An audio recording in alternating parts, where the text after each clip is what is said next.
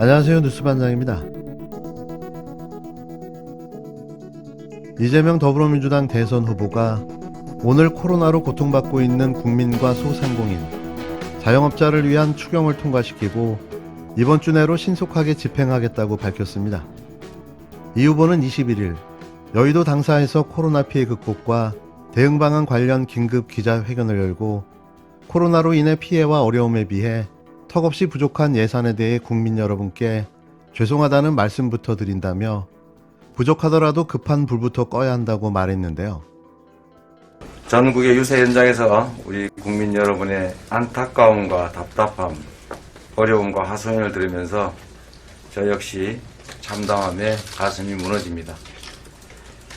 현재 대한민국은 오미크론 확진율의 정점이 어느 수준인지 그 시기는 언제가 될 것인지도 예측이 어렵습니다.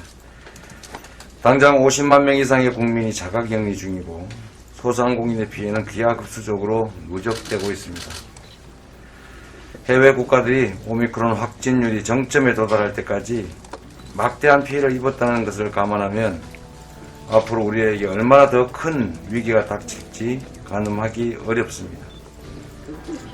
그렇기 때문에 국민의 경제활동, 학업, 재택치료, 소상공인 지원 같은 방역과 경제에 대한 국가의 무한 책임이 어느 때보다 절실합니다.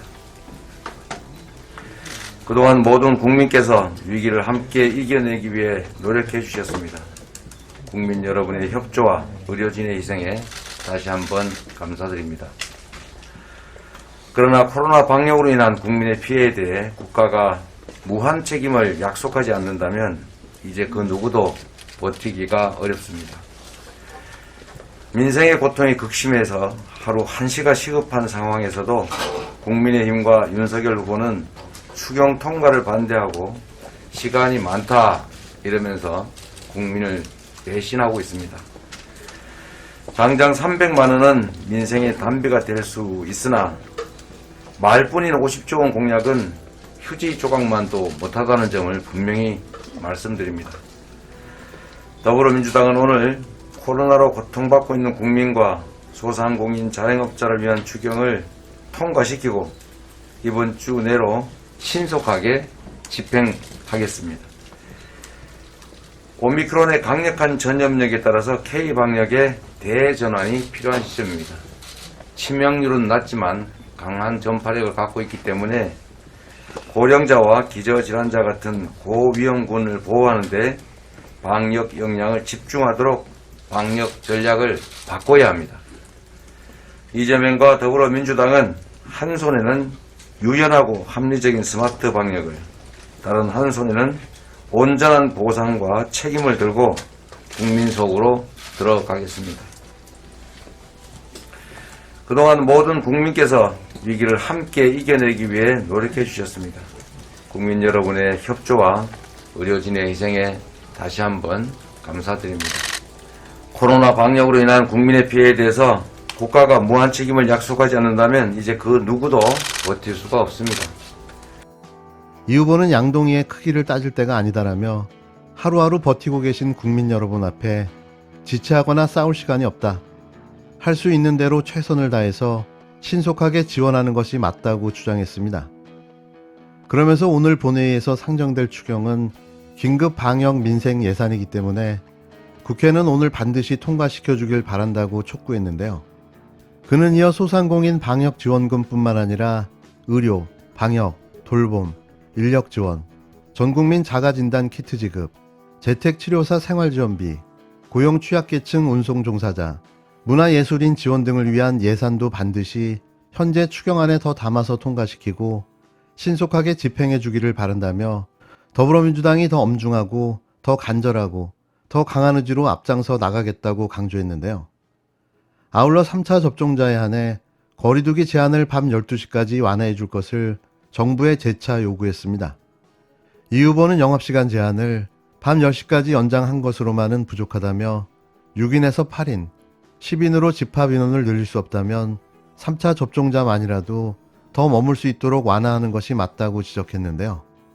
그러면서 제가 당선되면 3월 10일부터 당국과 협조해서 바로 거리두기 완화를 시행하겠다며 아울러 거리두기 단계 등 대응체계 조정을 할 때 위중 환자 지표를 현실적으로 세분화하고 확진자 수는 이제 보조 지표로 활용하는 방안도 적극 검토해 주기를 바란다고 덧붙였습니다.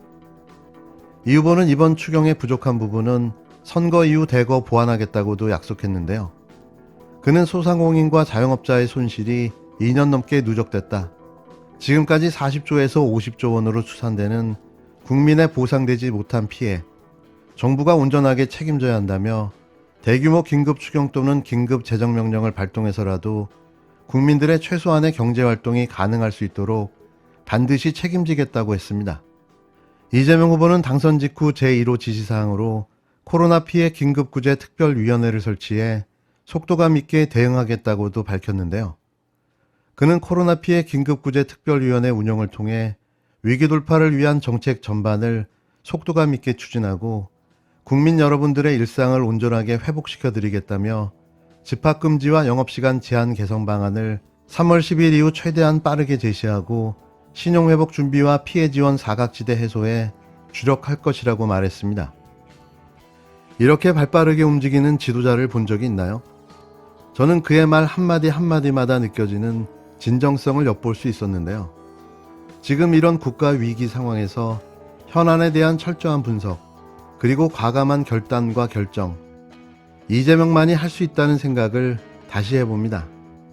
너무나도 비교되는 행보를 보여주고 있는 이재명 후보, 과연 누가 대통령감일까요? 깜도 안 되는 인간들이 나와 인기의 편승에 능력도 자질도 안 되면서 대통령으로 뽑아달랍니다. 그게 그렇게 쉽게 얻어지는 그런 자리인가요? 앞으로 대한민국의 5년을 책임질 지도자감은 오로지 이재명밖에는 없습니다. 지난 6주 동안 이재명 후보가 국힘당 윤석열 후보에게 뒤졌던 지지율이 뒤집어지며 대파란의 역전극이 펼쳐졌습니다.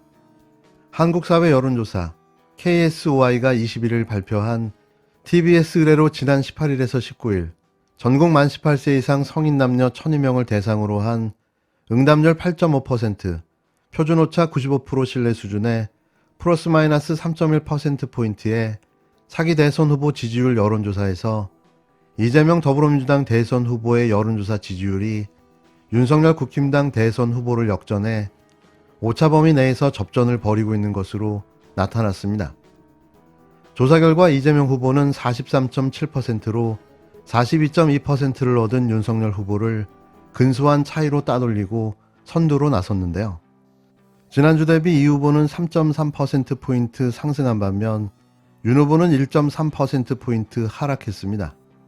격차는 1.5%포인트에 불과하지만 두 후보 간 순위가 바뀐 건데요. 그나마 신뢰할 수 있는 여론조사 결과가 나온 겁니다. 정상적인 국가에서라면 10개 미만의 공신력 있는 여론조사 업체가 존재할 텐데요. 대한민국의 여론조사 업체의 숫자는 무려 79개입니다. 우죽순으로 선거철만 되면 만들어지는 이런 여론조사 기관이 특정 후보와 정당에게 노골적으로 높은 지지율을 만들어주며 여론조사 결과가 여론을 주도하는 꼴을 만들어 놓고 있는 실정인데요. 이러다 보니 국민들은 여론조사 결과를 신뢰할 수 없는 거죠. 그도 그럴 것이 현실의 상황과 여론조사 결과가 너무 상이하기 때문인데요. 실례로 유세장에 운집한 참여자 수만 봐도 현격한 차이가 있는 두 후보의 지지세를 여론조사 결과가 뒤바꿔 놓고 있는 겁니다.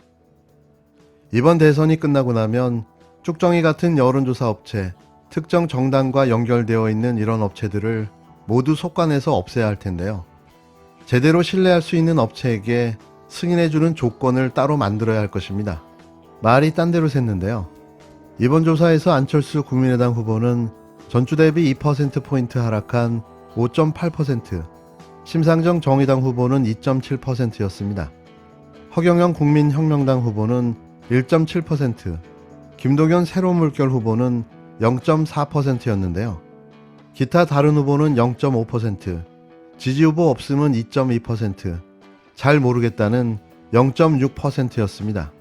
현재 지지하는 후보를 투표일까지 계속 지지할지를 묻는 문항에선 응답자의 84.1%가 계속 지지하겠다고 답했는데요. 바꿀 수도 있다는 응답자는 전주 대비 1.8%포인트 상승한 13.5%였습니다. 대선 투표 의향을 묻는 조사 결과 응답자의 98.7%는 투표 의사를 밝혔고 투표할 생각이 없다는 응답은 1%였습니다. 정당 지지율도 민주당이 38.5%로 국힘당 34%를 따돌린 것으로 나왔는데요. 이외에 국민의당 7.8%, 정의당 4.3% 순이었습니다. 이번 여론조사에서 가장 눈길을 끈 대목은 퇴임을 불과 몇 개월 남겨놓지 않은 문재인 대통령의 국정 수행에 대한 긍정평가가 47.8%라는 경이적인 지지율 수치를 기록한 건데요. 역대 대한민국 대통령으로서 40%대 높은 임기 말 지지율은 최초인 겁니다. 부정평가도 49.8%로 50% 아래로 내려왔는데요. 이와 관련해 KSY는 긍정-부정평가 간 격차가 2%포인트로 지난해 2월 19일 본조사가 시작된 이래 최소 격차라고 밝혔습니다. 소상공인 자영업자 지원금 지급을 골자로 한 올해 1차 추가경정 예산안 처리에 대해 지원이 급함으로 우선 처리해야 한다고 한 응답자는 51.5%, 추경 예산 증액 후 처리해야 한다는 응답은 20.1%였습니다. 이래서 국힘당도 빠르게 입장을 전환한 건데요. 선거가 끝나고 주겠다는 입장에서 바로 처리 입장으로 급선회한 겁니다. 물론 본심이 아닌 선거용이겠지만 말이죠. 이번 조사는 중앙선거관리위원회가 제공하는 안심번호 무선 자동응답 방식 100%로 표준오차 95% 신뢰 수준에 플러스 마이너스 3.1%포인트, 응답률은 9.4%인데요. 자세한 사항은 중앙선거 여론조사 심의위원회나 한국사회 여론연구소 홈페이지를 참조하면 됩니다. 역전의 명수들이 대선 17일을 남겨두고 대역전 드라마를 써나가기 시작했습니다. 누가 봐도 대통령은 이재명입니다. 언감생심 어디 정치검찰 나부랭이가 자리를 넘봅니까? 이쯤 되면 윤석열은 괜히 나왔다 싶을 겁니다. 선거에 패배하게 되면 그가 갈 곳은 정해져 있기 때문이죠.